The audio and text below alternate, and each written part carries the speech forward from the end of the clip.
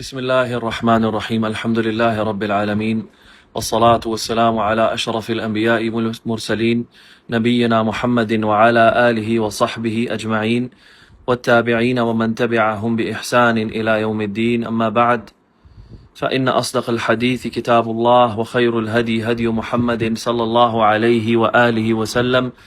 وشر الأمور محدثاتها وكل محدثة بدعة وكل بدعة ضلالة وكل ضلالة في النار. وبعد، الحمدللہ جیسا کہ ساتھی سامعین اور حاضرین جانتے ہیں، یہ ہفتہ وار دروس کی نشست ہے جس میں ہم شیخ الاسلام الامام المجدد محمد بن عبد الوہاب التمیمی رحمہ اللہ کے رسائل کی تشریحات کا مطالعہ کر رہے ہیں، اور جن کی تشریحات کا انتخاب ہوا ہے وہ وقت حاضر کے مفتی اعظم مملکت سعودی عرب فضیلت الشیخ صالح الفوزان حافظہ اللہ ہے،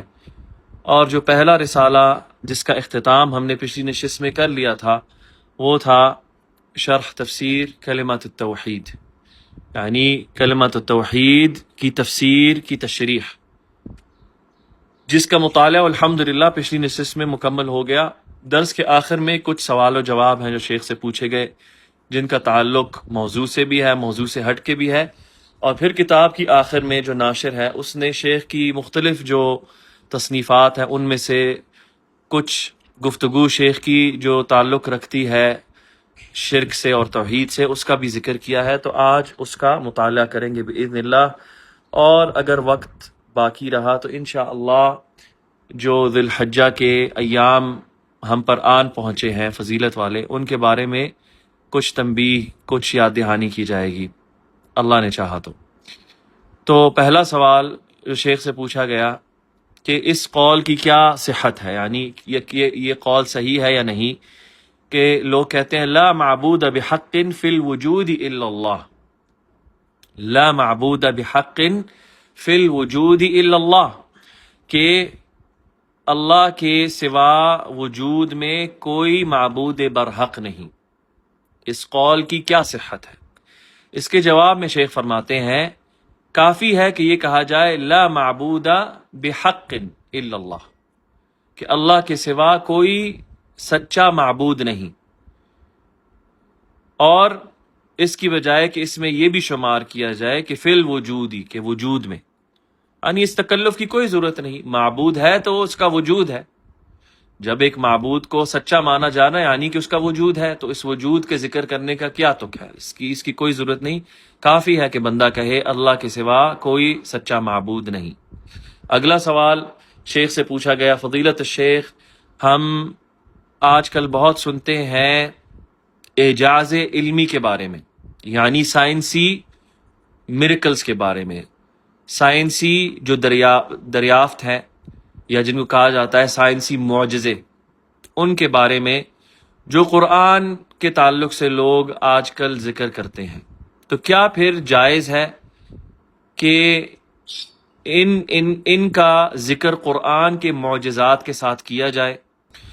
اور جو آیات کا نزول ہے ان پر ان معاملات کو چسپاں کیا جائے، یعنی ان کے ساتھ جوڑا جائے؟ جس طرح آج کل آپ دیکھتے ہیں بہت سارے داعیان جو ہیں وہ سائنٹیفک میریکلز ان دا قرآن اور سائنٹیفک پروفس ان دا قرآن اور یہ ساری باتوں کی جو گفتگو کرتے ہیں، اس کی طرف یہ سوال ہے۔ شیخ نے جواب میں فرمایا ہم اس بارے میں باکثرت ایک دفعہ سے زیادہ کلام کر چکے ہیں اور اس کی وضاحت دے بھی چکے ہیں، اور ہم نے یہ کہا ہے کہ جائز نہیں کہ اللہ سبحانہ و تعالیٰ کے کلام کی تفسیر جو معروف اصول ہیں تفسیر کے اس سے ہٹ کر دوسری چیزوں سے کی جائے، اور وہ جو معروف اصول ہیں تفسیر کے وہ کیا ہیں کہ قرآن کو قرآن سے تفسیر کرنا، یا قرآن کو سنت سے تفسیر کرنا، یا قرآن کو صحابہ نے جو تفسیر فرمائی ہے اس سے تفسیر کرنا، یا تابعین کی تفسیر سے، اور اس سے بڑھ کر کسی چیز کو اس میں داخل نہ کرنا۔ تو جو وقت حاضر کے نظریے ہیں ان سے قرآن کی تفسیر نہ کرنا، کیونکہ یہ نظریے جو ہے یہ غلط بھی ہو سکتے ہیں اور صحیح بھی ہو سکتے ہیں، اور یہ سب کا سب جو ہے یہ بشری کلام ہے، انسانوں کا کلام ہے، اور انسانوں کے اعمال پر اس کا دار و مدار ہے۔ تو ہم پھر اللہ سبحانہ و تعالیٰ کے کلام کی تفسیر اس سے نہیں کر سکتے، اور نہ ہی ہم یہ کہیں گے کہ اللہ کی مراد اس آیت سے یہ ہے جو اس نظریے میں ملتی ہے، سائنسی نظریے میں ملتی ہے، کیونکہ اللہ سبحانہ و تعالیٰ پر ایسا قول ہوگا جو بغیر علم کے کیا جائے گا، اور یہ جائز نہیں۔ اور کتنے ہی ایسے نظریے ہیں جو انسانیت نے پیش کیے ہیں، لوگوں نے پیش کیے ہیں، کہ ایک دن وہ مسلم مانے جاتے ہیں، اور کچھ مدت نہیں گزرتی، کچھ وقت نہیں گزرتا کہ پھر وہ نظریہ جو ہے وہ غلط قرار دے دیا جاتا ہے اور جھوٹا ثابت ہو جاتا ہے۔ اور یہ جو نظریہ ہے اور اس کے علاوہ دیگر جو نظریات ہیں اس طرح کے، ان کا شمار اس آیت میں ہوتا ہے جو اللہ سبحانہ و تعالیٰ کا فرمان ہے وَمَا أُوتِيتُم مِّنَ الْعِلْمِ إِلَّا قَلِيلًا، اور تمہیں علم نہیں دیا گیا مگر بہت ہی کم۔ تو اس لیے یہ جائز نہیں کہ ہم قرآن کو اس طرح کی چیزوں سے بیان کریں، اس کی تفسیر کریں، اور نہ ہی ہم یہ کہیں کہ یہ جو سب ہے یہ سائنسی معجزات ہیں، ان پہ یہ ایک لفظ استعمال کرنا، اس کا اطلاق کرنا بھی صحیح نہیں ہے۔ مزید آگے شیخ سے سوال ہوتا ہے، اور یہ تیسرا سوال ہے کہ وہ شخص جو رسول صلی اللہ علیہ وآلہ وسلم کو غلط قرار دے، ان کو غلط ٹھہرائے، یخطئ، تو کیا ایسا شخص جو ہے وہ کفر کرتا ہے یا پھر اس کے معاملے میں دیکھا جائے گا؟ شیخ جواب دیتے ہیں جو بھی پیغمبر صلی اللہ علیہ وآلہ وسلم کو غلط ٹھہراتا ہے، ان کو غلط قرار دیتا ہے، تو ایسا شخص کافر ہے، کیونکہ وہ نبوت کا جاحد ہے، کیونکہ وہ نبوت کا انکاری ہے۔ یہ مختصر جواب ہے۔ کیا مطلب وہ نبوت کا جاحد ہے؟ کیونکہ نبی جو ہے وہ معصوم ہوتا ہے، نبی جو ہوتا ہے، پیغمبر جو ہوتا ہے وہ معصوم ہوتا ہے، انفیلیبل ہوتا ہے، وہ غلطی نہیں کر سکتا۔ تو پیغمبر کو غلط قرار دینا نبوت کا انکار کرنا ہے، اور جو نبوت کا انکار کرتا ہے ایسا شخص جو ہے وہ کافر ہے۔ اگلا سوال، وہ شخص جو اپنی کتابی بیوی سے محبت کرتا ہے، یعنی اہل کتاب میں سے بیوی کو، اس کی بیوی کتابی ہو، یعنی کہ نصرانی ہو یا یہودیہ ہو، تو کیا ایسا شخص جو ہے وہ ولا اور برا کے عقیدے کی مخالفت کرتا ہے؟ ولا اور برا کا کیا عقیدہ ہے؟ دین اسلام کا عقیدہ ہے ولا اور برا کا، کہ ہم اسلام اور اس کے اہل سے ولایت رکھتے ہیں، ان سے محبت کرتے ہیں، اور ہم اہل شرک اور کفر سے جو ہے ہم براءت کا اظہار کرتے ہیں، ان سے ہم دشمنی کا اظہار کرتے ہیں۔ تو شیخ جواب میں فرماتے ہیں، اللہ جل وعلا فرماتا ہے سورۃ المائدہ میں لا تتخذوا اليہود والنصارى اولیاء، کہ یہودوں اور نصارہ کو اپنے دوست مت بناؤ، اپنے دوست مت لے لو، بطور دوست مت لو ان کو اپنے۔ یعنی کیا مطلب ہے؟ شیخ فرماتے ہیں کہ نہ تو ان سے محبت کرو، نہ ان سے دوستی رکھو، نہ ان کی نصرت کرو۔ جہاں تک ایک بیوی کا تعلق ہے تو اس کے ساتھ پھر جو معاملہ ہے وہ دنیاوی معاملہ ہوتا ہے، وہ معاملہ دینی معاملہ نہیں ہوتا۔ جس طرح کہ ہم یہود و نصارہ کے ساتھ خرید و فروخت کرتے ہیں، ان کے ساتھ دنیاوی معاملات ہیں، یہ جائز ہیں۔ اور جو محبت ہوتی ہے میاں اور بیوی کے درمیان، خاوند اور بیوی کے درمیان، وہ ایک طبعی محبت ہوتی ہے، ایک قدرتی محبت ہوتی ہے، نہ کہ دینی محبت ہوتی ہے۔ اور وہ ایک دوسرے کے اس لیے محبت نہیں کرتے سوائے دنیا کے، بلکہ وہ اس سے اس لیے محبت کرتا ہے کہ وہ اس کی بیوی ہے۔ اگلا سوال کہ کیا اسباب ہیں ایسے لوگوں کے جو اپنے آپ کو قبر پرستی سے اور مزاروں سے اور غیر اللہ سے مدد مانگنے میں، دوسروں سے شفاعت طلب کرنے میں جو ہے رضامندی پاتے ہیں؟ اس سب کی وجوہات کیا ہیں یا شیخ؟ یعنی شیخ سے سوال کیا گیا۔ جواب شیخ فرماتے ہیں اس کا سب سے پہلا سبب یہ ہے کہ لوگ اندھا دھن پیروی کرتے ہیں، تقلید الاعمى، اندھی تقلید۔ کیونکہ وہ لوگوں کو یہ سب کرتا دیکھتے ہیں تو وہ ان کے دیکھا دیکھی اس طرح کے فعل کرتے ہیں اور ان کی اندھی دھند تقلید کرتے ہیں. یعنی کون لوگ کن کو دیکھتے ہیں؟ بالاخص اپنے باپ و اجداد کو. جس طور طریقے پہ وہ پاتے ہیں وہ اسی پر چل پھرتے ہیں کہ ہمارے باپ و اجداد تھے، کیا وہ غلط ہو سکتے ہیں؟ وہ تو غلط نہیں ہو سکتے، ہم تو ان کی نسل ہیں، وہ تو ہمارے پرکھوں میں سے ہیں. اگر ہم نے انہیں پرکھوں کا طور طریقہ چھوڑ دیا تو لوگ کیا کہیں گے کہ اس کا مطلب ہے ہم نے اپنے پرکھوں کو غلط ٹھہرا دیا، ان کو غلط قرار دے دیا. تو ان کی نفس ان کو ان چیزوں پہ ملامت کرتی ہے تو وہ ان کی اندھا دھند تقلید کرتے ہیں. دوسرا سبب جو ہے کہ جو علماء ہیں ان کا سکوت اختیار کرنا اور لوگوں کو ایسی چیزوں سے منع نہ کرنا. یعنی عموماً علماء کا لفظ یہاں پر شیخ نے استعمال کیا ہے جو اپنی نسبت علم کی طرف کرتے ہیں، وہ علماء خیر ہوں یا علماء سو ہوں، غض نظر. کیونکہ جو علماء سو بھی ہیں انہوں نے بھی اللہ کی کتاب کا مطالعہ کیا، اس کو پڑھا ہوتا ہے، درس نظامی انہوں نے بھی پڑھا ہوتا ہے، انہوں نے بھی شیوخ کے ساتھ بیٹھے ہوتے ہیں، انہوں نے بھی احادیث جو ہیں ان کے دورات جو ہے مکمل کیے ہوتے ہیں. تو عموماً یعنی جن کو علم ہے کہ وہ لوگوں کو ایسی چیزوں سے نہیں روکتے. اور عموماً یہ پایا گیا ہے کہ علماء سو جو ہوتے ہیں، جو برے علماء کہلائے جاتے ہیں، ان کو حقیقت پتہ ہوتی ہے، وہ آشنا ہوتے ہیں سچائی سے اور حق سے. لیکن کیونکہ ان کی گدی پہ ضرب لگتی ہے، ان کی دکان ٹھپ ہوتی ہے، کہ اگر وہ اپنے جو طبقہ ہے مریدوں کا ان کو سچ بات کی طرف بلائیں تو اس لیے وہ خاموشی اختیار کرتے ہیں. اور یہ کتمان علم میں شمار ہوتا ہے، یعنی علم کو چھپانے میں. اور یہ دعوت میں بہت ہی بڑی تقصیر ہے، بہت بڑا قصور ہے اللہ سبحانہ و تعالیٰ کے سامنے، اور وہ اس کے جواب دہ ہوں گے اللہ کے سامنے. تیسرا سبب برے داعیان، یعنی وہ داعیان جو لوگوں کو گمراہی کی طرف بلاتے ہیں اور گمراہی کی ترویج کرتے ہیں، ان کے مابین شرکیات کی طرف دعوت دیتے ہوئے، بدعتوں کی طرف دعوت دیتے ہوئے، اور لوگوں کے سامنے ان چیزوں کو خوبصورت کر کے پیش کرنا اپنے کلام اور اپنی تصنیفات کے ذریعے. تو یہ سب کے سب جو امور ہیں یہ سبب بنتے ہیں اور یہ بہت بڑا خلل پیدا کرتے ہیں لوگوں کے عقیدے میں. یہ یعنی شیخ نے چیدہ اسباب یہاں پر ذکر کیے کہ لوگ کیوں قبر پرستی میں، وسیلہ مانگنے میں، مشکل کشائی اور اس طرح کے جو شرکیات ہیں کیوں ملوث ہوتے ہیں. یہ چیدہ اسباب تھے. آگے شیخ سے سوال ہوا کہ نبی صلی اللہ علیہ وسلم کا میلاد منانے کا کیا حکم ہے. آپ سے ہم وضاحت طلب کرتے ہیں اور اس کے بارے میں جو صحیح جواب ہے وہ بھی مانگتے ہیں. وعلیکم السلام ورحمۃ اللہ. جواب، شیخ فرماتے ہیں یہ جو مسئلہ ہے اس میں علماء نے پرانے دوروں میں اور ہمارے ادوار میں بھی بخوبی کلام فرمایا ہے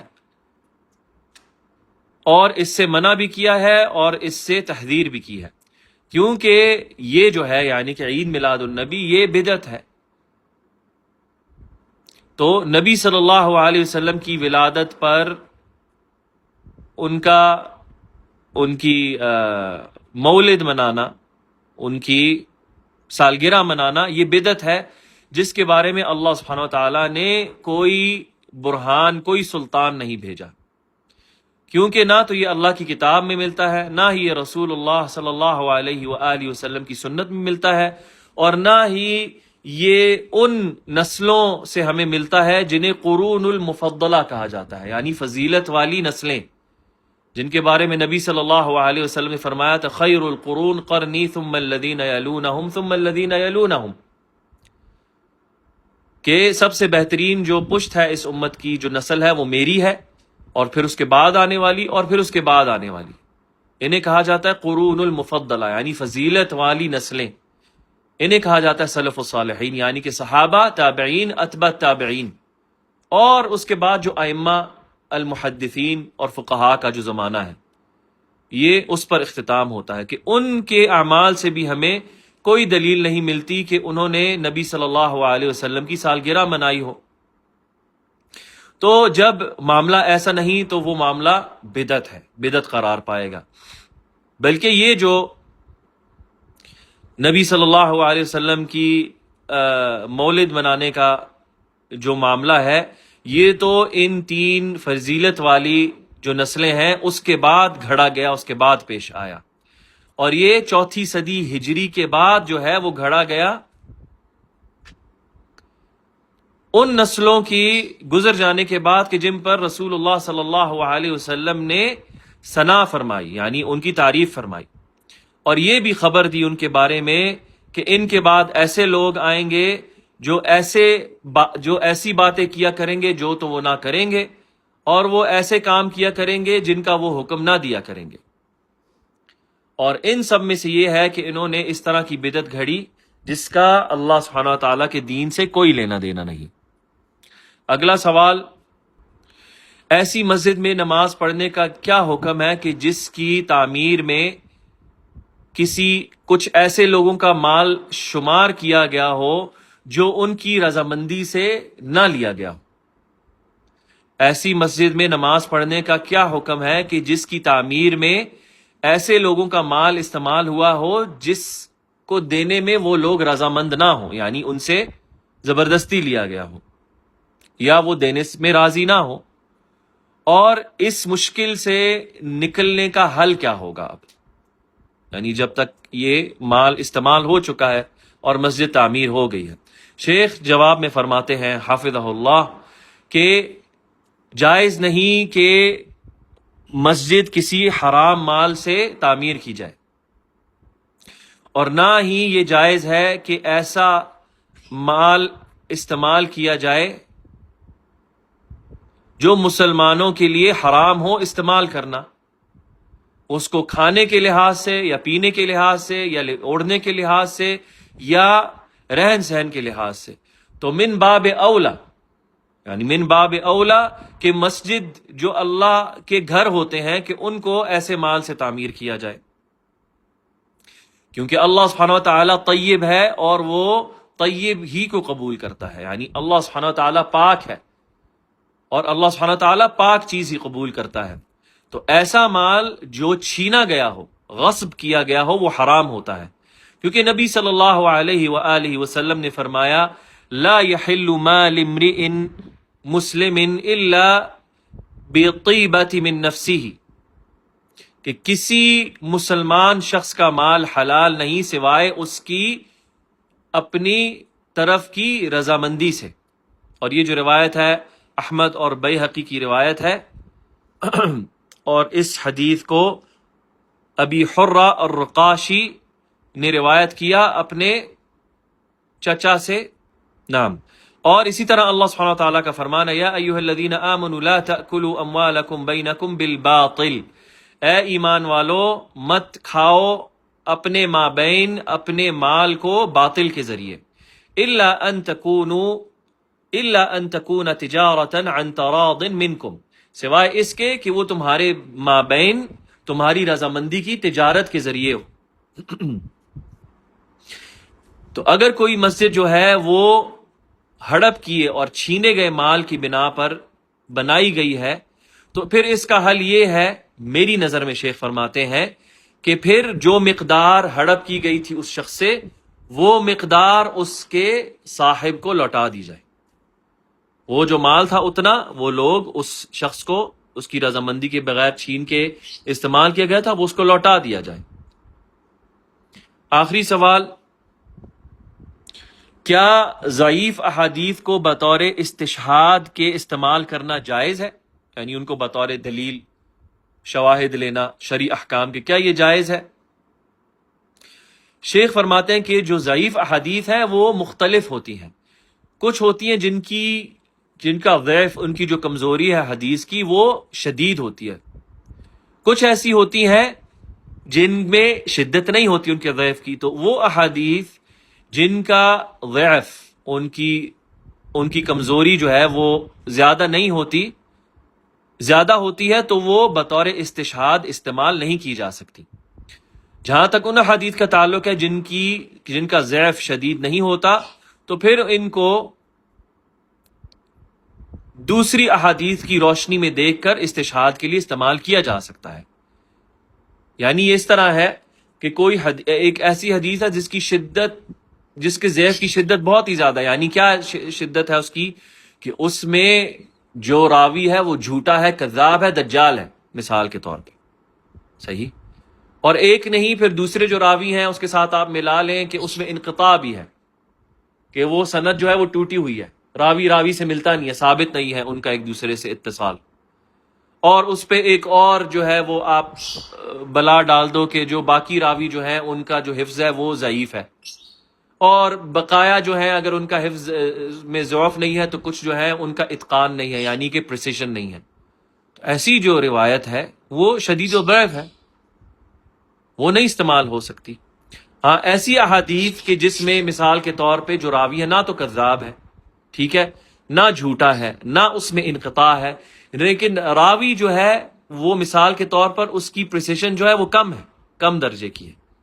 صحیح ہے. وہ ثقہ نہیں ہے لیکن وہ عدل ہے، وہ جھوٹ نہیں بولتا، لیکن وہ روایت کرنے میں اس سے الفاظ ایک دو الفاظ آگے پیچھے ہو جاتے ہیں،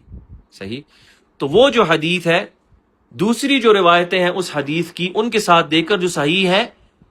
ان کی روشنی میں پھر یہ حدیث جو ہے تقویت اختیار کر لیتی ہے. تو اس کو بطور شرعی احکام کے استشہاد کرنا، ان کو بطور دلیل لینا جائز ہوتا ہے.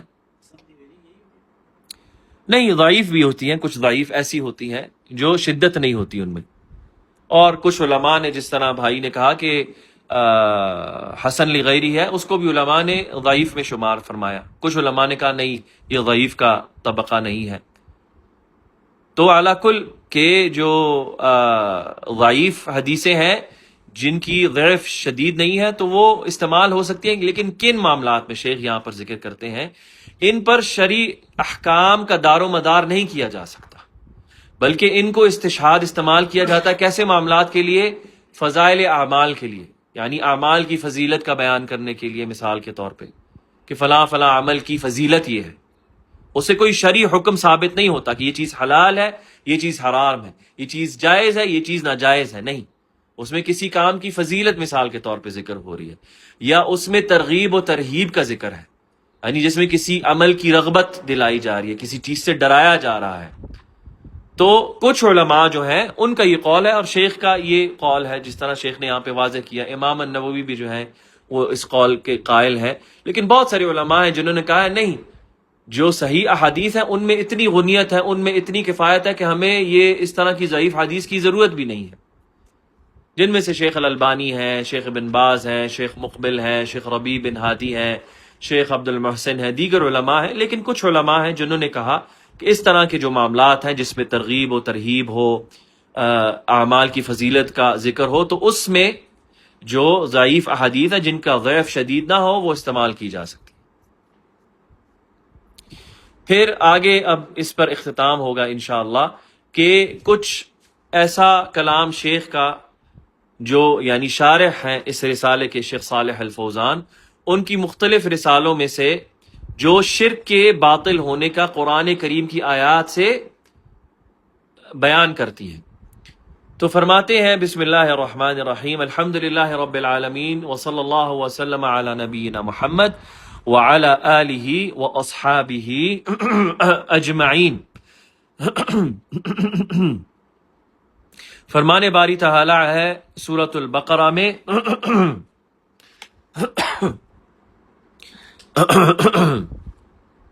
اعوذ باللہ من الشیطان الرجیم، ان اللہ لا یستحیی ان یضرب مثلا ما بعوضۃ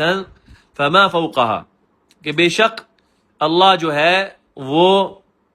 حیا نہیں کھاتا کہ وہ تمہارے لیے مثال پیش کرے،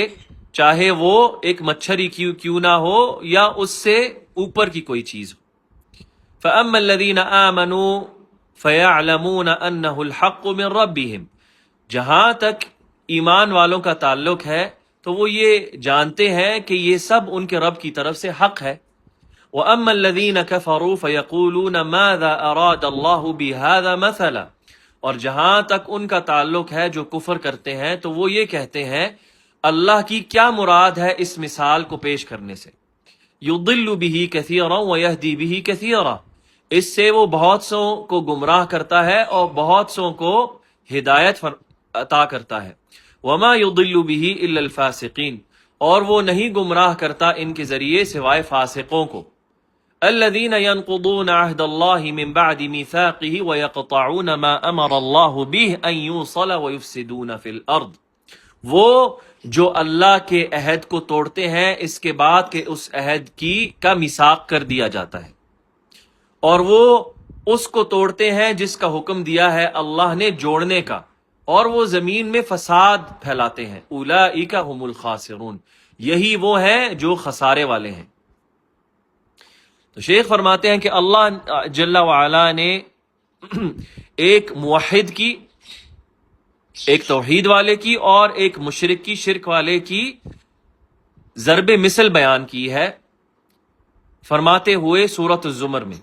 ضرب اللہ مثلا رجلا فیہ شرکاء متشاکسون ورجلا سلما لرجل هل يستویان مثلا الحمد للہ بل اکثرهم لا يعلمون، کہ اللہ مثال پیش کرتا ہے ایک شخص کی جس میں بہت سے لوگ شریک ہیں، اور ایک ایسے شخص کی جو ایک شخص کے سامنے اپنے آپ کو سپرد کرتا ہے، تو کیا یہ دونوں مثالیں برابر ہیں؟ الحمدللہ، ساری کی ساری حمد اللہ کے لیے ہے، بل اکثرهم لا يعلمون، بلکہ ان میں سے اکثر نہیں علم رکھتے۔ اب اس آیت کی جو مثال ہے اس کو شیخ بخوبی بیان کرتے ہیں، یہاں پر فرماتے ہیں جو مشرک ہے اس کے بہت سارے معبودات ہوتے ہیں، جو مشرک ہے شرک کرنے والا اس کے بہت سارے معبود ہوتے ہیں، وہ بہت سارے بتوں کی عبادت کرتا ہے، اور وہ یہ نہیں جانتا وہ کس کو راضی کرے، یہ نہیں جانتا ان معبودوں میں سے کس کو راضی کرے۔ جس طرح کہ کوئی ایک غلام ہوتا ہے اور اس کے بہت سارے سید، بہت سارے مالک ہوتے ہیں جو اس کی ملکیت رکھتے ہیں، ایک غلام اور اس کے بہت سارے مالک، ایک مالک نہیں ہے، بہت سارے مالک، اور وہ سب کے سب اس کی ملکیت رکھتے ہیں۔ ہر ایک اس سے چاہتا ہے کہ وہ اس کے مطابق اس کا کام کرے، اس کی چاہ کی مطابق، اور ہر کوئی چاہتا ہے کہ وہ اس کی نسبت دوسرے مالک کی مخالفت کرے، اس غلام سے چاہتا ہے۔ تو وہ جو غلام ہوتا ہے بیچارہ، وہ ایسی کشمکش میں پڑ جاتا ہے ان سارے شرکاء کو لے کے اپنے مالکان میں سے کہ وہ نہیں سمجھتا، اس کو سمجھ نہیں آتی میں کس کو راضی کروں۔ یہ مثال ہے مشرک کی۔ جہاں تک موحد کی مثال ہے، توحید والے کی مثال ہے، وہ کیا ہے کہ وہ ایک مالک جو ہے وہ اس کے سپرد ہوتا ہے، تو وہ چاہتا ہے کہ وہ اس سے کیا طلب کرتا ہے، اس کی خواہش کیا ہے، تو وہ ہمیشہ اطمینان میں پاتا ہے اپنے آپ کو، اس کو پتا ہے میرا مالک اس کا کیا مزاج ہے، وہ مجھ سے کیا چاہتا ہے،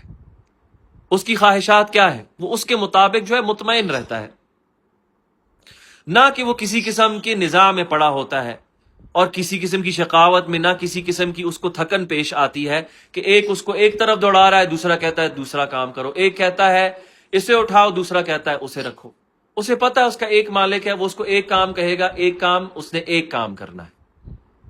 اور وہ کام کر لے پھر اس کے بعد اس کو دوسرا کام ملے گا۔ ایسا جو شخص ہے وہ ایک مالک کے تابع دار ہوتا ہے۔ تو اسی طرح ایک جو موحد ہے اس کا رب ایک ہوتا ہے، اور وہ اللہ سبحانہ و تعالی ہے، کہ وہ اپنے رب کی فرمانبرداری کا قیام کرتا ہے اور اس کی نافرمانی سے اجتناب گریز کرتا ہے۔ تو یہ وہ رجل ہے، رجل سلم آیت میں آیا، ہاں، یعنی کہ جس نے اپنے آپ کو ایک شخص کے سپرد کر دیا، وہی اس کا مالک ہے اور وہ ایک ہے۔ تو کیا پھر ایسا غلام جس کے متعدد مالکان ہوں، جو شریک ہوں اس کی ملکیت میں، وہ ایسا ہے جس طرح یہ شخص ہے جس کا ایک مالک ہے؟ کبھی بھی نہیں۔ تو یہ مثال ہے ایک مشرک کی۔ هل یستویان مثلا، تو کیا یہ دونوں مثالیں برابر ہیں؟ یعنی یہاں پر اللہ نے استفہام، یعنی سوال کے طریقے پر انکار پیش کیا ہے۔ یعنی یہ جو اسلوب ہے قرآن میں کہ اللہ جب فرماتا ہے هل یستویان، هل کیا، اللہ جب سوال پوچھتا ہے اصل میں وہ سوال ہوتا ہے انکار کے لیے، وہ سوال نہیں ہوتا کہ انسان اپنے آپ میں اس کا جواب ڈھونڈے، وہ انکار ہوتا ہے اصل میں اس سوال میں۔ یہ سب جانتے ہیں کہ یہ مثالیں برابر نہیں ہیں۔ تو نہ یہ اس کے برابر بالکل بھی نہیں. تو یہ وہ مثال ہے جو اللہ نے پیش کی ہے ایک مشرک کی، اور ایک شرک کے لیے اور توحید کے لیے. اور اسی طرح اللہ سبحانہ و تعالی جو ہے وہ شرک کے باطل ہونے کے لیے مثال پیش کرتا ہے اپنے اس قول میں جو سورۃ الحج کی آیت ہے، وَمَن يُشْرِكْ بِاللَّهِ فَكَأَنَّمَا خَرَّ مِنَ السَّمَاءِ فَتَخْطَفُهُ الطَّيْرُ أَوْ تَهْوِي بِهِ الرِّيحُ فِي مَكَانٍ سَحِيقٍ. تو شیخ فرماتے ہیں جو موحد ہے، جو توحید والا ہے، وہ ایک اونچے مقام پر ہے. اس کی مثال کیا ہے کہ وہ ایک اونچے بلند مقام پر ہے، اور اس کی جو منزل ہے وہ بہت ہی آسمانوں کی اونچائی پر ہے. اور اسی طرح اس کا جو مقام ہے اللہ کے ہاں وہ بھی اونچا ہے. جہاں تک ایک مشرک کا تعلق ہے تو اس کی مثال ایسے ہے کہ جو ایسے اونچی مقام سے گر پڑتا ہے. اس کی مثال کیا ہے؟ جو اس طرح کے اونچے مقام سے گر پڑتا ہے.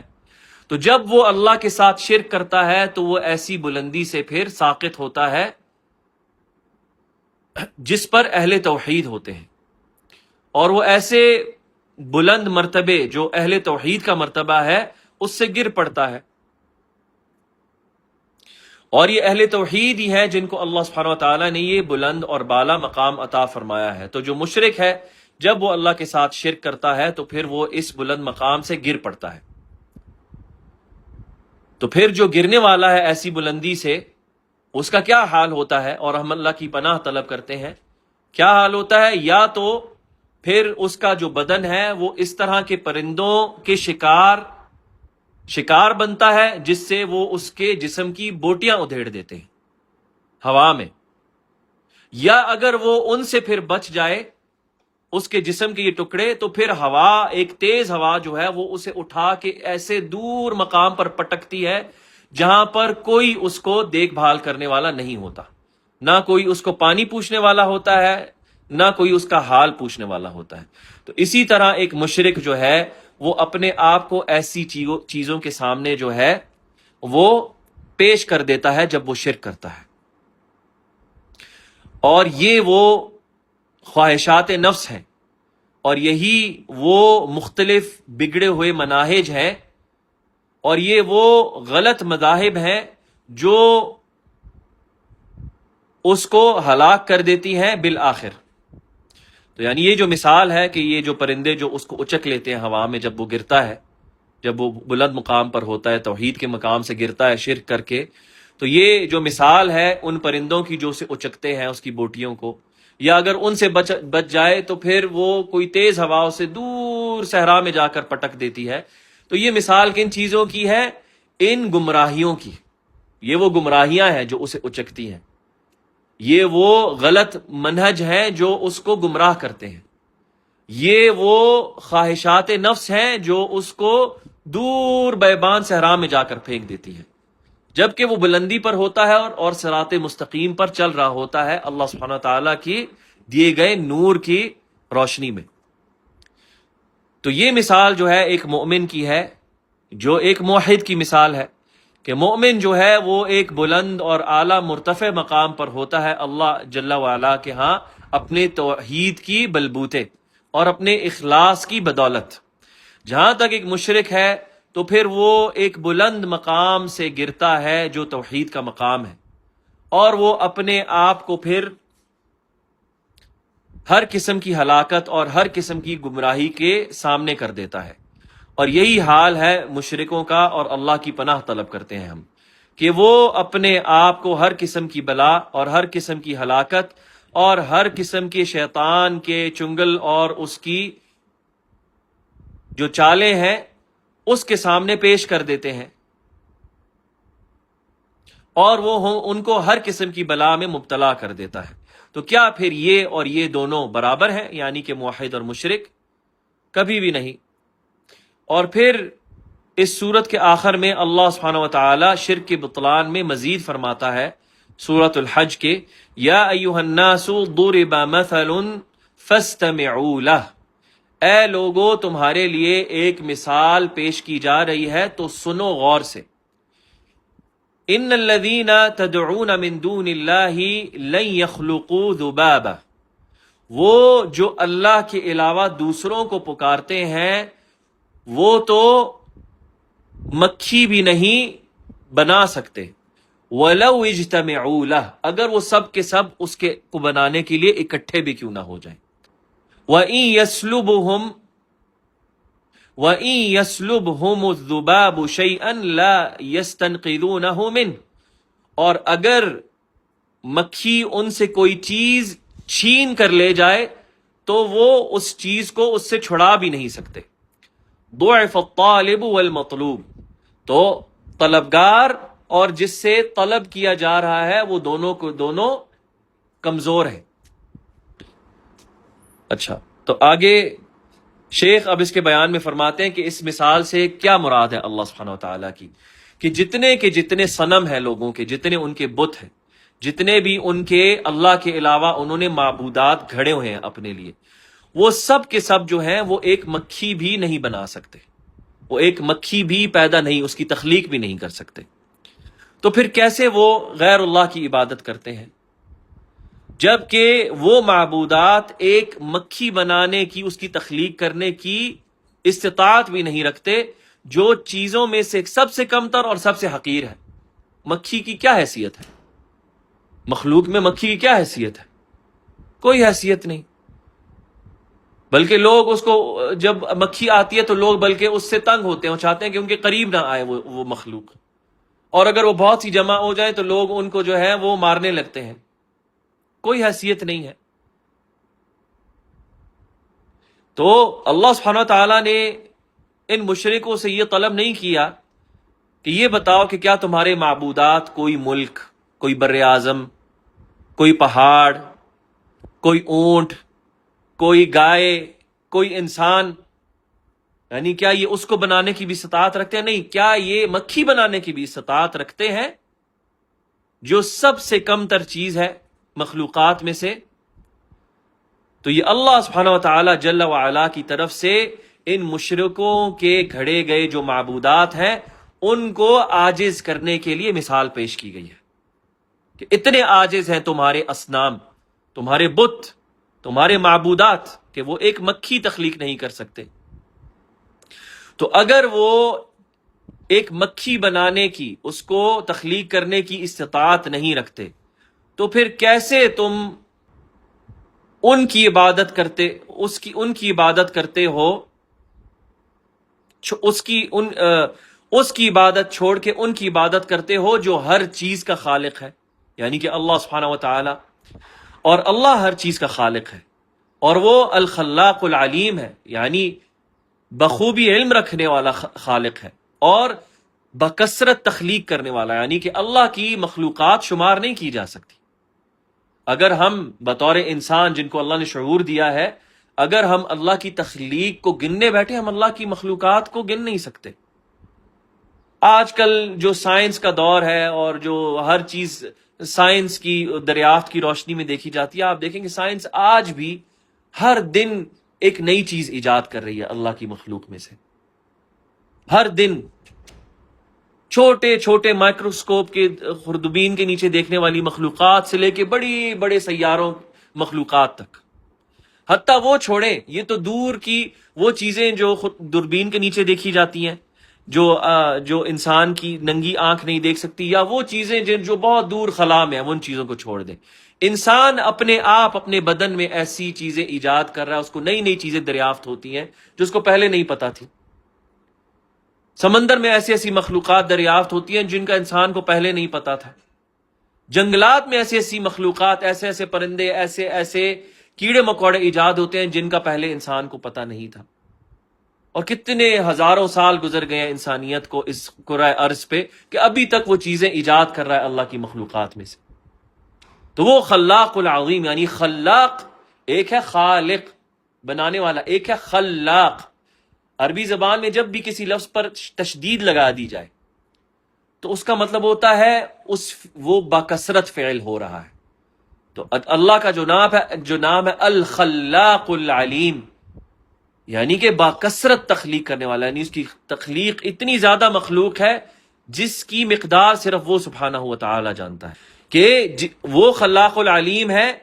جسے کوئی چیز عاجز نہیں کر سکتی، تو پھر کس طرح ان کا قیاس اس پر قیاس کیا جا سکتا ہے؟ تو یہ ایک واضح مثال ہے شرک کو باطل کرنے کے لیے، اور اس کو باطل کرنے کے لیے کہ شرک کی کوئی مستند دلیل نہیں، یعنی کوئی واضح اس کی دلیل نہیں جس پر مشرک کھڑے ہو سکے، نہ ہی اس کا کوئی اصل ہے اور نہ ہی اس کا کوئی فرع ہے۔ لن یخلقوا، اللہ فرماتا ہے، اور آپ ملاحظہ کریں کہ یہاں پر جو لفظ استعمال ہوا ہے وہ ہے لن یخلقوا، یعنی مستقبل کے صیغے میں استعمال ہوا ہے، اور وہ نہیں ایجاد کر سکتے،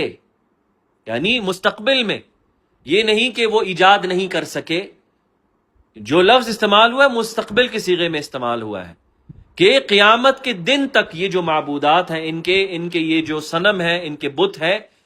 یہ سب کے سب قیامت کے دن تک ایک مکھی ایجاد نہیں کر سکتے، اور یہ جو عاجزی ہے یہ ان کی روز قیامت تک مستمر ہے، ہمیشہ قائم و دائم رہے گی، یہ عاجزی ان سے کبھی بھی نہیں اٹھائی جائے گی۔ یعنی کہ جو مشرک ہے وہ غیر اللہ کو پکارتا ہے، جو غیر اللہ کو پکارتا ہے اس سے یہ کہا جائے گا کیا تم ایسی چیز کی عبادت کرتے ہو جو ایک مکھی بھی نہیں تخلیق کر سکتی؟ تو یہ جتنے بھی معبودات ہیں، یہ جتنے بھی صنم اور یہ بت ہیں، اور یہ جتنی بھی صورتیں ہیں، اور یہ جتنے بھی نیک ولی صالح پیر فقیر ہیں، اور یہ جو قبے ہیں، اور یہ جو چرند پرند جن کی عبادت کرتے ہیں، یہ مثال ان سب پر پیش آتی ہے، یہ ان سب پر لاگو ہوتی ہے۔ تو جب تک یہ سب کے سب ایک مکھی کو پیدا کرنے کی قدرت نہیں رکھتے تو پھر یہ عبادت کے قابل کیسے ہو سکتے ہیں؟ یہ عبادت کے قابل کیسے ہو سکتے ہیں؟ اللہ سبحانہ و تعالیٰ سورۃ النحل میں فرماتا ہے أَفَمَنْ يَخْلُقُ كَمَنْ لَا يَخْلُقُ أَفَلَا تَذَكَّرُونَ، تو جو تخلیق کرتا ہے، جو پیدا کرتا ہے، کیا وہ اس جیسا ہے جو پیدا نہیں کرتے؟ کیا تم سوچتے نہیں؟ افلا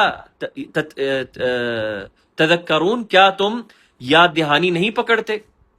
پھر اللہ سبحانہ وتعالیٰ سورۃ النحل میں مزید فرماتا ہے والذین یدعون من دون اللہ لا یخلقون شیئا وهم یخلقون اموات غیر احیاء، اور وہ جنہیں یہ اللہ کے علاوہ پکارتے ہیں وہ کوئی چیز پیدا نہیں کر سکتے بلکہ وہ خود بنائے گئے ہیں، بلکہ وہ خود بنائے گئے ہیں، مردہ نہ کہ زندہ۔ کون؟ یعنی جن کو یہ پکارتے ہیں، جو ان کے بت ہیں، چاہے وہ کسی بھی صورت میں ہو، پتھروں کی صورت میں ہو، پیڑوں کی صورت میں ہو، ولیوں کی صورت میں ہو، مزاروں کی صورت میں ہو، تصویروں کی صورت میں ہو، یہ سب کے سب کیا ہے؟ مردہ، ان میں کوئی زندگی نہیں۔ ان میں سے جو انسان بھی ولی پیر فقیر ہیں، جو نیک صالح لوگ ہیں جن کو یہ پکارتے ہیں، وہ بھی مردہ ہیں، وہ زندہ نہیں ہے، جن پر انہوں نے مزار اور قبے بنائے ہوئے ہیں۔ یہ کتنی واضح مثال ہے اللہ کی۔ والذین یدعون من دون اللہ، وہ جنہیں یہ اللہ کے علاوہ پکارتے ہیں، لا یخلقون شیئا، یہ کوئی چیز پیدا نہیں کرتے، وہم یخلقون، بلکہ وہ پیدا کیے گئے ہیں، اموات غیر احیاء، مردہ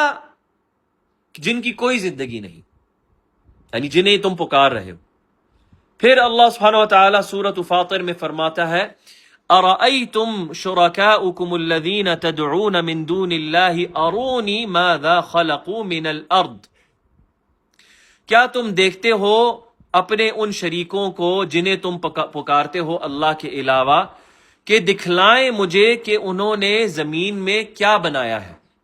انہوں نے زمین میں کیا تخلیق کی ہے۔ ام لہم شرک فی السماوات، یا وہ آسمانوں میں شرک پاتے ہیں، یا انہیں آسمانوں میں کوئی شرک کا ذریعہ ملتا ہے۔ تو جو مشرک ہے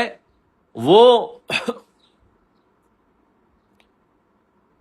اس چیز کی استطاعت نہیں رکھتا جواب دینے کی، تو وہ یہ کہے گا کہ ان کے جو معبودات ہیں وہ مکھی بھی نہیں بنا سکتے، نہ وہ اس کی مستقبل میں استطاعت رکھیں گے، چاہے وہ زمانہ ہماری یہ صنعت کا زمانہ ہی کیوں نہ آن پہنچا ہو، جس میں بہت ساری، آپ دیکھیں یہ جو زمانہ ہے یہ صنعتی زمانہ ہے. صنعتی زمانہ کیا یعنی اس میں بہت ساری مینوفیکچرنگ کیپیبلٹیز انسانیت کو اس میں پیدا ہوئی. مختلف مادوں کو لے کر اللہ نے جو انسان کو صلاحیت دی ہے اس کی عقل کی، اس کو استعمال کر کر، اور جو اللہ نے مختلف مادے زمین میں رکھے ہیں ان کے لیے مسخر کیے ہیں، ان پر غور و فکر کر کے استعمال کر کے ان سے بہت ساری چیزوں کی مصنوعات پیدا کرنا. یہ صنعت کا زمانہ ہے جسے کہا جاتا ہے مینوفیکچرنگ کا زمانہ. تو اس سب کے باوجود کہ لوگوں میں اتنی تقنیاتی مہارت پائی جاتی ہے، سائنسی علوم پائے جاتے ہیں، اور مختلف جو طبیعات اور جو چیزیں جس کا علم انسان کے پاس اب ہے، اس سب کے باوجود اب بھی انسان ایک مکھی پیدا کرنے سے قاصر ہے. ایک زندہ مکھی نہیں بنا سکتا. ہاں ایک انسان جو ہے وہ ایک طیارہ بنا سکتا ہے، اڑنے والا جہاز بنا سکتا ہے جس میں لوگ جو ہے سوار ہوتے ہیں، اور وہ جو طیارہ ہے وہ ان کو ایک مقام سے دوسرے مقام تک جو ہے اڑا کر منتقل کرتا ہے. یہ ساری جو صنعت ہے یہ ممکن ہے، یہ ممکنات میں سے ہے جو انسان جو ہے وہ اسے سیکھ سکتا ہے اس صلاحیت کے ذریعے جو اللہ نے اسے عطا فرمائی ہے اس کی ذہن کے ذریعے. اور اللہ سبحانہ وتعالی ہی حقیقت میں اس نے یہ ساری مصنوعات ان کے لیے مسخر کی ہیں. کیسے؟ اللہ نے ان کو ذہن دیا، اللہ نے تمہیں طاقت دی غور و فکر کرنے کی، اور اللہ نے پھر یہ مادے زمین میں تمہارے لیے مسخر کیے رکھ دیے. یہ سب کا سب اللہ کی طرف سے ہے. تو اصل میں ان چیزوں کو مسخر کرنے والا کون ہے؟ اللہ سبحانہ وتعالی، وہ ان کا مالک ہے. تو وہی ہے جو انسان کو استطاعت دیتا ہے کہ وہ اپنی ذہانت کے ذریعے، غور و فکر کے ذریعے جو ہے ان چیزوں کو اپنے لیے مسخر کرے، اپنے لیے بنائے، اور اس سے فیضیاب ہو اپنے روزمرہ کی زندگی میں. جس طرح کہ یہ فون ہے، انسان نے طویل زمانے کی غور و فکر کے ساتھ انسان یہاں تک پہنچا. پہلے انسان نے جو ہے وہ ریڈیو بنایا، صحیح، کہ وہ دور بیٹھ کے دور ایک جو ہے پیغام سن سکے اپنے کانوں کے ذریعے، اپنی سماعت کے ذریعے. پھر کرتے کرتے جو ہے وہ غور و فکر، وہ سائنسی جو تعلیمات ہے مزید وہ تطور اختیار کرتی گئی. پھر کرتے کرتے صورت کی شکل میں جو ہے انسان پھر فوٹو بنا لیا، انسان نے فوٹو قید کرنے لگا. پھر وہ فوٹو جو ہے اس کو وہ ہلنے والی تصویروں میں اس نے منتقل کیا. صحیح، یہ ساری جو ہے یہ اللہ سبحانہ وتعالیٰ نے انسان کو یہ صلاحیتیں دیے ہیں حقیقت میں. تو انسان جو ہے وہ اس طرح کی چیزیں جو ہے، اس طرح کے طیارے، اس طرح کے جہاز، یہ سب انسان جو ہے وہ اپنی غور و فکر سے، اپنی صلاحیت سے بنا سکتا ہے جو اللہ نے اسے عطا کی ہیں. لیکن کیا وہ ایک مکھی کا خالق بن سکتا ہے انسان؟ کبھی بھی نہیں. یہ خصوصیت اللہ رب سبحانہ وتعالی کی. اور وہ کیا خصوصیت کہ رب سبحانہ وتعالی عدم میں سے ایجاد کرتا ہے. اللہ سبحانہ وتعالی عدم میں سے ایجاد کرتا ہے، کوئی چیز نہیں اور اللہ اس کو ایجاد کر لے، اس کو وجود میں لے آتا ہے. اس سے پہلے وہ وجود میں نہ تھی. انسان کو دار و مدار ہر چیز کا کسی کو ایجاد کرنے میں کسی چیز کے وجود پر ہے. جو اللہ نے اسے چیز دی ہے، لوہا اللہ نے زمین میں رکھا ہے، وہ لوہے کے لے کے اس سے جو ہے اس کو گرم کر کے اس سے مختلف چیزیں بنائیں. صحیح. اسی طرح پلاسٹک جو ہے وہ بھی اسی طرح. کانچ جو ہے انسان جو ہے مٹی کو لے کے اس کو دھونکتا ہے بھٹی میں، اس کے بعد جو ہے وہ لال گرم ہوتی ہے، اس کے بعد کانچ بنتا ہے. تو وہ کوئی چیز لے کے دوسری چیز اس سے بنا سکتا ہے، وہ عدم میں سے کوئی چیز بنا نہیں سکتا انسان. یہ خصوصیت خالق سبحانہ و تعالیٰ کی. تو اسی لیے عبادت کا مستحق کون ہے؟ خالق سبحانہ و تعالیٰ. اللہ فرماتا ہے سورۃ النحل میں افمن یخلق کمن لا یخلق افلا تذکرون، تو کیا جو تخلیق کرتا ہے اس جیسا ہے جو تخلیق نہیں کرتا، تو کیا تم غور و فکر نہیں کرتے، کیا تم یاد دہانی نہیں پکڑتے؟ پھر اللہ سبحانہ و تعالیٰ سورۃ الحج میں فرماتا ہے وَإِن يَسْلُبْهُمُ الذُّبَابُ شَيْئًا، تو اگر کوئی مکھی ان سے کوئی چیز چھین کر لے جائے. تو شیخ فرماتے ہیں یعنی اللہ فرما رہا ہے کہ ایک مکھی جو ایک بہت ہی کمزور ضعیف چیز ہے، اگر وہ ان کے بتوں جن کی یہ عبادت کرتے ہیں، ان کے بتوں پہ رکھے ہوئے ان کے جو چڑھاوے ہوتے ہیں، جس طرح اس پہ جو یہ اگربتیاں جلاتے ہیں، یا جو اس پر یہ سونے کے چڑھاوے، یا اس کے علاوہ جو بھی چڑھاوے چڑھاتے ہیں، جو بتوں پر یہ چڑھاتے ہیں، اپنی مزاروں پر جا کر دیکھیں آپ، چادریں، ٹھیک ہے، پھل فروٹ، جس طرح ہندو دیکھیں آپ، ٹھیک ہے، ان کے پرشاد ہوتے ہیں مختلف قسم کے پھول، یہ چیزیں، اگر وہ مکھی ان کے بتوں پر رکھے ہوئے چڑھاووں میں سے کوئی چیز چھین کر لے جائے جو یہ اس پر بطور عبادت اور اپنی نظر و نیاز اور پیش کرتے ہیں، چاہے وہ سونے زیورات ہوں یا خوشبودار چیزیں ہوں یا اس کے علاوہ دیگر چیزیں، تو یہ وہ چیز بھی اس مکھی سے واپس چھین نہیں سکتے، یہ وہ چیز اس مکھی سے واپس حاصل نہیں کر سکتے۔ تو ایسا صنم جس کی عبادت کرتے ہیں کہ مکھی اس سے کوئی چیز چرا کر لے جائے، وہ کیسا معبود ہے کہ وہ ایک مکھی کو نہیں روک سکتا کہ اس پہ پیش کی گئے چڑھاوے کو وہ روک سکے، اس مکھی کو وہ اس سے چھین کر لے جائے، اور وہ کبھی بھی اپنی نفس کے انتصار ان کے معبودات نہیں کر سکتے اس مکھی کے سامنے جو اللہ کی مخلوق ہے، ضعیف مخلوق ہے۔ تو اسی لیے اللہ فرماتا ہے وَإِن يَسْلُبْهُمُ الذُّبَابُ شَيْئًا لَا يَسْتَنْقِذُونَهُ مِنْهُ، اور اگر یہ مکھی ان سے کوئی چیز چھین کر لے جائے تو یہ اس چیز کو اس سے چھڑا نہیں سکتے۔ ضعف الطالب والمطلوب، کمزور پڑ گیا طلبگار اور جو چیز مطلوب کی جا رہی ہے، یعنی وہ مشرک بھی اور جو مشرک نے وہ جو بھیٹ چڑھائی تھی، دونوں چیزیں جو ہیں وہ ضعیف ہیں اللہ کے سامنے۔ معذرت، جو مشرک ہے مانگنے والا اور جس سے مانگا جا رہا ہے جو معبود ہے، دونوں کے دونوں ضعیف پڑ گئے۔ کس کے سامنے؟ اللہ کی ضعیف مخلوق کے سامنے، ایک مکھی کے سامنے۔ تو مکھی جو ہے ان کے معبودات کو عاجز کر دیتی ہے۔ تو یہ عظیم تر مثالوں میں سے ہے جو شرک کو باطل قرار دیتی ہے، جن کو اللہ سبحانہ و تعالیٰ نے اپنی کتاب میں پیش کیا ہے۔ یہ بھی ہو سکتا ہے کہ اس طرح کے جو مشرک ہیں وہ آپ کے سامنے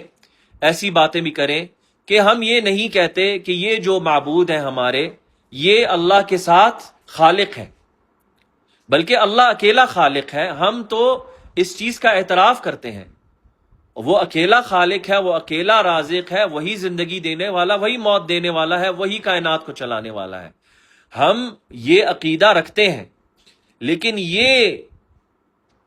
جو نیک عبادت گزار ولی صالح لوگ ہیں، ہم ان کے ذریعے اللہ کی شفاعت چاہتے ہیں، ہم ان کو بطور وسیلہ مانتے ہیں، ہم ان کی عبادت اس لیے نہیں کرتے، ہم ان کی عبادت نہیں کرتے سوائے اس لیے کہ یہ ہمیں اللہ کی قربت حاصل کروائیں، ورنہ تو ہم یہ جانتے ہیں کہ یہ کسی چیز کو تخلیق کرنے کی صلاحیت نہیں رکھتے، نہ یہ رزق عطا کر سکتے ہیں، لیکن یہ نیکوکار لوگ تھے جن کے اللہ کی ہاں ایک مقام و مرتبہ ہے جس کے ذریعے ہم چاہتے ہیں کہ یہ ہمیں اللہ کے قریب لے آئیں اور اللہ کے ہاں ہماری شفاعت کریں، اور وہ ان پر پھر قربانیاں کرتے ہیں، ان پر نظر و نیاز کرتے ہیں، ان کے قبروں کے ارد گرد طواف کرتے ہیں اور ان کی قبروں پر جو ہے وہ پڑے رہتے ہیں، اور مختلف قسم کی عبادات جو ہے وہ ان کے لیے صرف کرتے ہیں، اور وہ اعتراف بھی کرتے ہیں کہ یہ تخلیق کرنے کی قدرت نہیں رکھتے، نہ رزق دینے کی، نہ کسی بھی معاملے کی تدبیر کرنے کی، بلکہ وہ ان کو اپنے اور اللہ کے درمیان بطور واسطہ مانتے ہیں۔ تو اللہ سبحانہ و تعالیٰ نے اس مثال کو بھی باطل کر دیا سورۃ الروم کی اس آیت میں۔ ضرب لکم مثلا من انفسکم، اللہ تمہارے لیے مثال پیش کرتا ہے تمہارے ہی اندر سے۔ هل لکم مما ملکت ایمانکم من شرکاء فیما رزقناکم فانتم فیہ سواء تخافونہم کخیفتکم انفسکم، کیا جنہیں جو تمہاری ملکیت میں ہیں، یعنی کہ تمہارے جو غلام ہیں، ان میں سے تمہارے ساتھ کوئی شریک ہے اس میں جو ہم نے تمہیں عطا فرمایا ہے برابری کا، جن سے تم اس طرح ڈرتے ہو جس طرح کہ ایک دوسرے سے ڈرتے ہو؟ تو غور کریں، اللہ کہہ رہا ہے کیا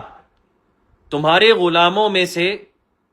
تمہارے رزق جو ہم نے تم کو عطا فرمایا ہے اس میں کوئی تمہارا شریک ہے برابری کا، اور تم ان سے ایسے ڈرتے ہو جس طرح تم ایک دوسرے سے ڈرتے ہو، یعنی جس طرح تم میں ایک دوسرے کی ہیبت ہوتی ہے۔ كذلك نفصل الآیات لقوم يعقلون، اسی طرح ہم کھول کھول کے آیات کو بیان کرتے ہیں اس قوم کے لیے جو عقل استعمال کرتی ہے۔ تو کیا مثال ہے یہاں پر؟ شیخ فرماتے ہیں کہ جب تم اس چیز پر راضی نہیں کہ تمہارے جو غلام ہیں وہ تمہارے ساتھ تمہاری ملکیت میں شریک ہوں،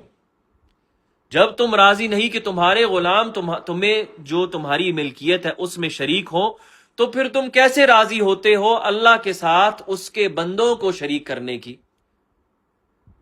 کیسے راضی ہوتے ہو تم؟ تو پھر تم کیسے اللہ سبحانہ و تعالیٰ کو ایسے وصف سے بیان کرتے ہو جس وصف سے تم اپنے آپ کو پاک ٹھہراؤ گے؟ کبھی بھی تم نہیں کہو گے کہ میرا غلام جو ہے وہ میرے ساتھ میری ملکیت میں برابر کا شریک ہے۔ کبھی بھی تم اپنے غلام سے اس طرح کی ہیبت، اس طرح کا ڈر نہیں رکھو گے جس طرح کہ تم اپنے برابر والے کسی سیٹ سے یا کسی چودھری سے یا کوئی جو تاجر ہے اس سے تم رکھو گے،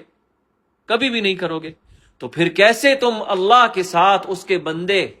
ان کو شریک کرنے میں تم راضی ہو جاتے ہو؟ اور اسی لیے وہ اپنے تلبیے میں بھی یہ کہا کرتے تھے جو مشرکین تھے، لبیک اللہ لا شریک لک لبیک، حاضر ہیں ہم تیرا کوئی شریک نہیں، الا شریکا هو لک، سوائے اس شریک کے تیرا شریک ہے، تملکہ وما ملک، جس کا تو مالک ہے اور جس کی وہ ملکیت رکھتا ہے۔ تو دیکھیں جو قریش تھے وہ کہا کرتے تھے کہ لبیک اللہم لبیک، حاضر ہے اے ہمارے رب، ہم حاضر ہیں، لبیک لا شریک لک لبیک، ہم حاضر ہیں تیرا کوئی شریک نہیں سوائے اس شریک کے جو تیرا شریک ہے، یعنی جو ہم نے تیرا شریک بنایا ہے، جس کا تو مالک ہے اس شریک کا، اور جو کچھ اس شریک جو ہم نے تیرے ساتھ کیا جس کا وہ مالک ہے۔ تو اللہ سبحانہ وتعالیٰ نے پھر ان کے لیے یہ مثال پیش کی اس آیت میں جو ہم نے یہاں پر پڑھی ہے سورۃ الروم کی۔ تو دیکھیں اللہ کے ساتھ حقیقتاً یہ جو تصور ہے کہ ہم تو ان کو خالق نہیں مانتے، اور آج کل ایک اور نیا حربہ استعمال کرتے ہیں، نہیں، جو اولیاء کو اللہ نے جو صلاحیتیں دی ہیں ہم ان سے اس لیے مانگتے ہیں کیونکہ وہ عطائی ہے۔ وہ بھی یہاں پر ذکر ہے ان کے تلبیے میں، وہ کہا کرتے تھے اے اللہ یہ جو شریک ہیں ہم نے جو تیرے شریک ٹھہرائے ہیں، ان شریکوں کا مالک بھی تو ہی ہے، تو نے ان کو استطاعت دی ہے کہ یہ تیرے بندوں میں تصرف کرے جو ہم ان سے مانگتے ہیں۔ وہ بھی اس عطائی کے قائل تھے۔ یہ عقیدہ وہی قریش والا عقیدہ ہے جو آج کل کے قبر پرستوں کا بر صغیر میں جو اپنے آپ کو احناف ابو حنیفہ کے مذہب کی طرف نسبت کرتے ہیں، جو ان سے بری تھے، جو بریلوی ہے یا جو غالی جو دیوبندی ہے یا جو قبر پرست ہے، یہ ان سب کا عقیدہ نہیں، ہم نہیں مانگتے ہمارا ولی جو ہے وہ خود قدرت رکھتا ہے، اللہ نے اس کو عطا کی ہے قدرت۔ تو قریش بھی یہی مانتے تھے اپنے بتوں کے بارے میں، وہ خود قدرت نہیں رکھتا وہ شریک، بلکہ اللہ نے اسے عطا کیا ہے۔ یہ ان کے تلبیے میں سے واضح ہوتا ہے، جو احادیث میں اور جو سیرت النبوی میں صحیح سند سے روایت ہوا ہے، لبیک لا شریک لک الا شریک هو لک تملکہ وما ملک۔ کتنا واضح ہے کہ حاضر ہے ہم تیرا کوئی شریک نہیں سوائے اس شریک کے جو تیرا شریک ہے، جس کا تو مالک ہے اور جو کچھ اس کو عطا کیا اس کا بھی تو مالک ہے۔ وہی ہے عطائی اور ازلی، وہی باتیں ہیں۔ تو اسی پر شیخ اپنے اس کلام کا اختتام کرتے ہیں، فرماتے ہیں وباللہ توفیق وصلی اللہ وسلم علی نبینا محمد وعلی آلہ وصحبہ اجمعین۔ شاید درس آج کا لمبا ہو گیا، مختصر سی یاد دہانی درس کے آخر میں کر دیتے ہیں کہ انشاءاللہ آج یا کل میں جو ہے وہ ذو الحجہ کا مہینہ شروع ہو رہا ہے، جو بہت ہی فضیلتوں والا مہینہ ہے، اور اللہ سبحانہ وتعالیٰ کے رحمت اور اپنے فضل و کرم سے جو اپنے بندوں پر اس نے فرمایا ہے اس دنیا کی زندگی میں کہ اللہ سبحانہ وتعالیٰ نے اپنے بندوں کے لیے نیکی کے اور خیرات کے موسم منعقد کیے ہیں کہ اگر ان سے ایک خیر کا اور نیکیوں کا موسم جو ہے وہ ان سے رہ جائے تو پھر اللہ سبحانہ وتعالیٰ نے ان کے لیے دیگر موسم رکھے ہیں کہ جن کا وہ فائدہ اٹھا سکتے ہیں، جس موسم میں وہ اللہ سبحانہ وتعالیٰ کی فرمانبرداری بجا لا کر اور اپنے جو گناہ ہیں ان کی مغفرت کروا سکے۔ تو ایسے ہی خیر کے